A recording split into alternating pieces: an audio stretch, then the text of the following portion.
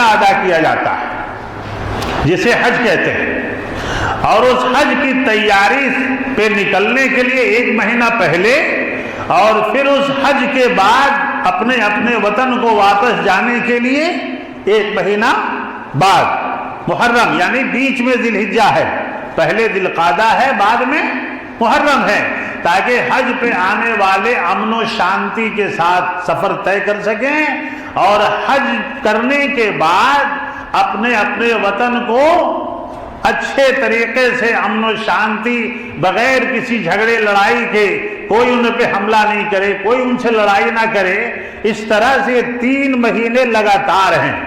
1 مہینہ جو ہے وہ شعبان سے پہلے ہے۔ اب اس کی حکمت دیکھیے کیسے ہے۔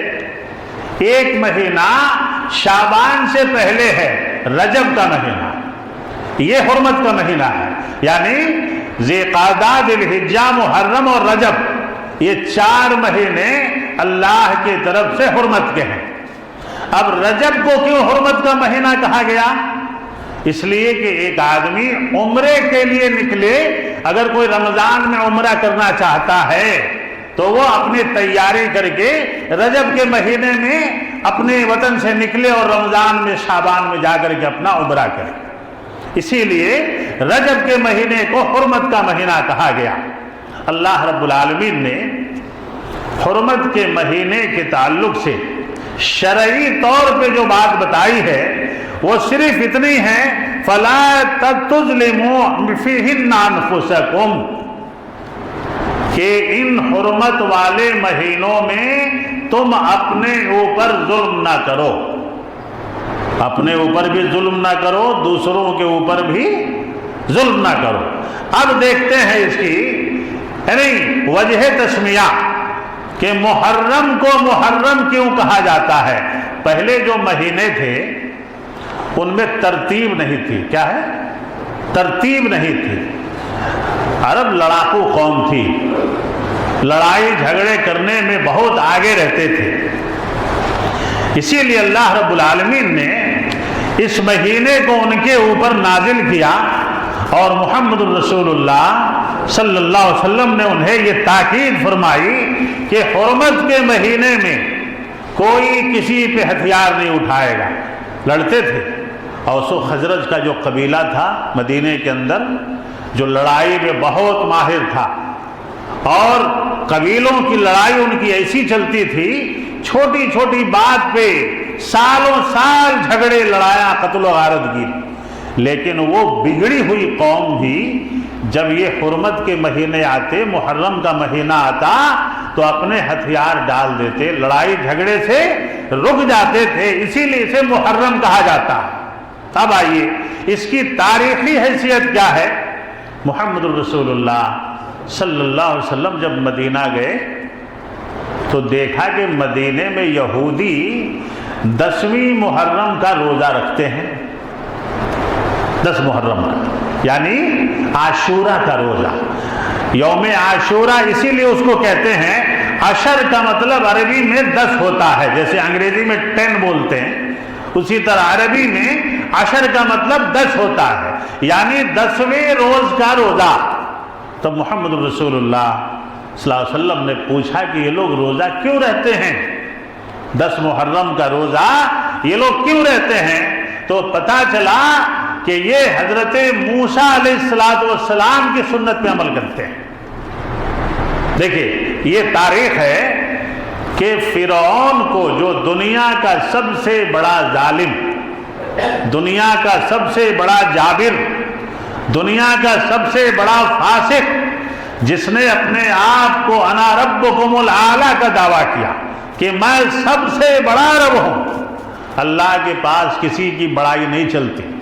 ایک یہ سبق محرم سے ملتا ہے، ایک یہ سبق محرم سے ہمیں ملتا ہے کہ کوئی بھی اللہ کے سامنے بڑا نہیں ہے، اور متکبر کو اللہ تعالیٰ ذلیل کرتا ہے، ظالم کو اللہ تعالیٰ ذلیل کرتا ہے، چاہے تھوڑا ٹائم لگے، اس میں وقت لگے، لیکن ظالم کو ذلیل ہونا ہے، متکبر کو ذلیل ہونا ہے، مشرک کو ذلیل ہونا ہے، اللہ کے سامنے جو سینہ تان کے کھڑا ہو، شرک کی راہیں ہموار کرے، اپنے آپ کو بڑا سمجھے، لوگوں پہ ظلم کرے، اسے رسوا ہونا ہے، اور اسے ایک دن اپنی کمزوری کا احساس ہوتا ہے۔ اس کی بھی تلقین اللہ رب العالمین نے ہمیں قرآن کریم کے ذریعے فرمائی۔ اللہ اس کبر جیسی بیماری سے ہماری حفاظت فرمائے۔ فرعون کون تھا؟ یہ یوم عاشورہ جو 10 محرم ہے، اس سے ہمیں سبق ملتا ہے کہ فرعون جیسے ظالم کو اللہ نے جب برباد کر دیا، اور اسی خوشی میں حضرت موسیٰ علیہ السلام اپنی قوم کو لے کے جا رہے ہیں، اور یہ پیچھے سے ان کو دوڑا رہا ہے پکڑنے کے لیے، حضرت موسیٰ ان کو لے کے جا رہے ہیں، سمندر میں رستہ اللہ نے بنا دیا، سمندر میں رستہ بنا دیا۔ وہ 10ویں محرم کا دن تھا، اور رستہ بنایا نہیں، اس کو خشک کر دیا اللہ نے۔ سمندر میں جو رستہ بنا وہ خشک ہو گیا کہ موسیٰ کے ساتھ جو بنو اسرائیل کے لوگ ہیں وہ آرام سے نکل جائیں، اور جب وہ آرام سے نکل گئے تو اس نے سوچا کہ جب وہ نکل گئے تو ہم بھی نکلیں گے، اس سمندر میں رستہ بن گیا ہے تو ابھی ہمیشہ کے لیے بن گیا ہے۔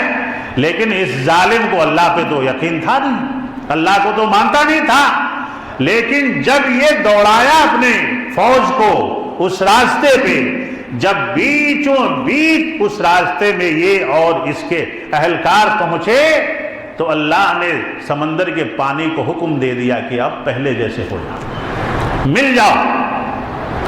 اللہ رب العالمین نے سمندر کو ملا دیا، اور حضرت موسیٰ کی قوم کو اللہ رب العالمین نے حضرت موسیٰ کے ساتھ نجات عطا فرمائی۔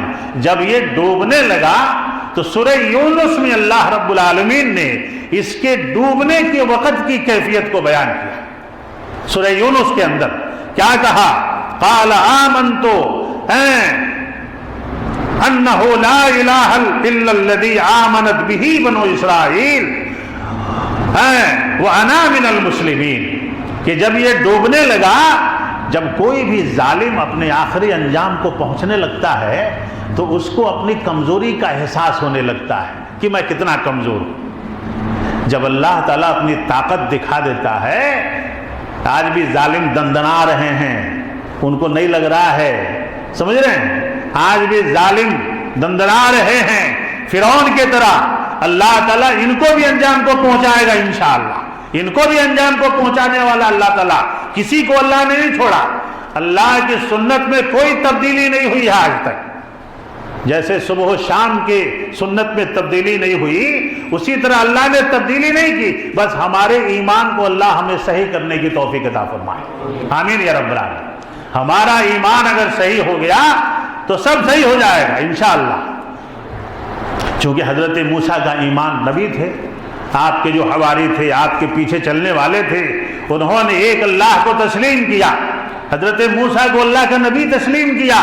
اللہ رب العالمین نے اس فرعون جیسے ظالم شخص کے ظلم سے حضرت موسیٰ کی بھی اللہ نے حفاظت فرمائی، اور بنو اسرائیل کی بھی اللہ نے حفاظت فرمائی۔ جب یہ ڈوبنے لگا، جب پانی مل گیا سمندر کا، تب یہ ظالم کہتا ہے کہ میں ایمان لاتا ہوں اس اللہ پہ جس پہ ایمان لے آئے بنو اسرائیل والے۔ دیکھیں، آمنت بنو اسرائیل بھی بنو اسرائیل، جس پہ بنو اسرائیل والے ایمان لے آئے میں اس پہ ایمان لاتا ہوں، وَأَنَا مِنَ الْمُسْلِمِينَ، اور اے اللہ اب میں رب نہیں رہا، میں بھی تیرا عبادت گزار بننے کے لیے تیار ہوں، مجھے اس موج سے بچا لے، مجھے اس سمندر کے طوفان سے، اس عذاب سے بچا لے۔ اللہ نے کہا کہ نہیں، اس کے بعد اللہ نے کہا الآن، عربی میں الآن آتا ہے لیکن یہاں مد کے ساتھ آیا ہے۔ عربی پڑھنے والے، قرآن پڑھنے والے لوگ جانتے ہیں کہ بعض حروف پہ مد آتا ہے، چھوٹا مد، بڑا مد۔ اس پہ اللہ نے الف پہ مد رکھا ہے، اس سختی کو بیان کیا ہے اللہ نے، آلانا، اب تجھے سمجھ میں آیا؟ اللہ نے کہا کہ تو کہہ رہا تھا کہ میں بہت بڑا رب ہوں، اب تجھے سمجھ میں آیا کہ سمندر کا بھی کوئی رب ہے، سمندر بھی کسی کے حکم سے چلتا ہے۔ سمندر کے سامنے کھڑا ہو کے دیکھیں کبھی جا کے، کتنی بڑی مخلوق ہے اللہ کی۔ سمندر اللہ کی مخلوق ہے کہ نہیں؟ سمندر کو اگر اللہ تعالیٰ، سمندر اگر اپنی اطاعت چھوڑ دے، سمندر اگر اپنے رب کے حکم سے چلنا چھوڑ دے تو یہ 25% زمین کو ڈبانے میں 1 گھنٹہ بھی نہیں لگے گا۔